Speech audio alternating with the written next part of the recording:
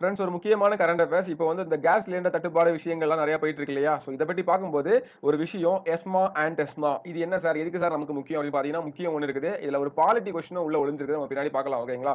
So எஸ்மா அப்படின்றது essential service maintenance act. Okay. இது 1968ல கொண்டு வந்தது. டெஸ்மா அப்படின்றது ஒண்ணுமே இல்ல. கூட டி மட்டும் போட்டுக்கோங்க. Tamil Nadu essential service maintenance act. அவ்வளவுதான். ஓகேங்களா? அதாவது என்ன அப்படின்னு சொல்லி விரிவா பார்க்கலாம். ஃபர்ஸ்ட் வந்து எஸ்மா அப்படின்றது இந்தியாவுக்கு பொதுவானது. மத்திய அரசால் கொண்டு வரப்பட்டது. பொதுமக்களின் இயல்பு வாழ்க்கை பாதிக்கப்படாமல் இருக்க அத்தியாவசிய தேவைகளை தடையின்றி வழங்குவதை உறுதி செய்வது தான் இது. ஓகேங்களா? ஸோ இங்கிலீஷ்ல நீங்க ரீட் பண்ணும்போது மீனிங் போட்டுக்கோ. Essential service maintenance act. ஓகேங்களா? இதை பற்றி விரிவா பார்க்கலாம். 1968ல இந்திய நாடாளுமன்றத்தில் இந்த எஸ்மா சட்டம் வந்து இயற்றப்படுது. என்னன்னு பாத்தீங்கன்னா முக்கிய நோக்கம் அத்தியாவசிய பணிகளில் ஈடுபடுவோர் வேலை நிறுத்தம் பண்றதை தடுப்பதற்காக கொண்டு வருது. அதே மாதிரி அத்தியாவசிய பணிகள்ல என்ன ரயில்வே, தபால், தந்தி, விமான போக்குவரத்து, துறைமுகங்கள். ஓகேங்களா? இந்த மாதிரி எல்லாமே இது இல்லனா எதுவுமே நடக்காது அப்படின்ற மாதிரி இருக்கும் இல்லையா? சோ அதான் ஒருவேளை மீறி வந்து வேலை நிறுத்தம் யாராவது செஞ்சாங்க அப்படின்னு பாத்தீங்கன்னா 6 மாதங்கள் வரை அவங்க வந்து சிறை தண்டனையோ இல்ல அபராதமோ விதிக்கப்படலாம். ஓகேங்களா? இப்போ நம்ம வந்து பாத்தீங்கன்னா டெஸ்மாக்கு வருவோம். தமிழ்நாடுக்கு வருவோம். இது வந்து தமிழ்நாடு அரசு தனக்கென பிரத்யேகமாக இயற்றிய ஒரு அத்தியாவசிய பணிகள் பராமரிப்பு சட்டம். இது வந்து 2002ல வந்து கொண்டு வராங்க. ரொம்ப ஈஸியானது. 2002. அது எப்ப கொண்டு வராங்க? 1968. மறந்துடாதீங்க. ஓகேங்களா? சோ இதோட சிறப்பம்சம் வந்து பாத்தீங்கன்னா எஸ்மா விட இது கொஞ்சம் கடுமையானது. ஓகேங்களா?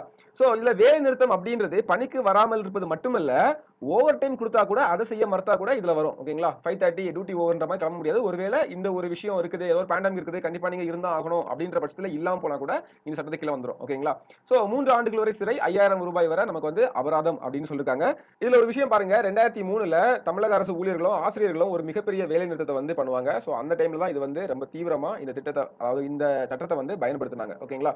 என்ன sir TNPSC point of view ஏதோ இருக்குன்னு சொன்னீங்களே அப்படின்னு பாத்தீங்கன்னா, இதுவரை பார்த்ததும் நமக்கு டிஎன்பிஎஸ்சி பாயிண்ட் ஆஃப் வியூ தான். எஸ்மா டெஸ்மா உங்களுக்கு கண்டிப்பா தெரியணும். அதே மாதிரி பாருங்க, இந்த சட்டம் வந்து 7வது அட்டவணையில இருக்கு. ஓகேங்களா? 7வது அட்டவணை என்ன நம்ம பாத்தீங்கன்னா நமக்கு வந்து இந்த லிஸ்ட பத்தி சொல்லும். ஓகேங்களா? பட்டியலை பற்றி பேசக்கூடியது. அதுல பொது பட்டியல் இருக்குது. பொது பட்டியல்ல 33வது நம்பர்ல நமக்கு இந்த சட்டத்தை பத்தி நமக்கு வந்து பேசியிருக்காங்க. ஓகேங்களா? சோ இதுதான் நான் சொல்லணும்னு நினைச்சேன். ரொம்ப முக்கியமான ஒரு கரண்ட் அஃபேர்ஸ் பாத்துக்கோங்க.